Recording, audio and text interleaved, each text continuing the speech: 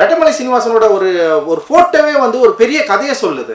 MC ராஜாவுடைய ஒரு ஒரு ஒரு ஸ்டைல் இருக்குல்ல, அவரோட கோட் சூட் போட்டு உட்காந்துற ஸ்டைலே வந்து ஏன் இவர்கள் வந்து மற்றவர்களைப் போல இல்லாமல் இவர்கள் எப்படி தங்களுடைய தோற்றத்துக்கும் தங்களுடைய கருத்துக்கும் ஏன் இவ்வளவு முக்கியத்துவம் கொடுத்துருக்காங்க, இவங்களோட ஃபைட் என்னன்னு யோசிக்கிறப்போ அது வந்து பயங்கரமான ஒரு கதை உலகத்தை நமக்கு வந்து உருவாக்கி தருது. ஆனால் இந்த மாதிரியான கதை உலகம் தமிழ் சினிமாவில் உருவாச்சா அப்படின்றது வந்து ஒரு மிகப்பெரிய கேள்விக்குறியா இருக்கு. ஸோ இப்படியான நிறைய கேள்விகளோடு தான் என்னுடைய சினிமா வாழ்க்கை வந்து ஆரம்பிக்குது. நான் அப்படிதான் என்னுடைய சினிமாவை வந்து நான் ஆரம்பிக்கிறேன். அப்படி என்னுடைய சினிமா எனக்கு சில விஷயங்களை கொடுத்தது. அண்ட் என் சினிமாவில் நான் சில எக்ஸ்பெரிமெண்ட் பண்றேன்.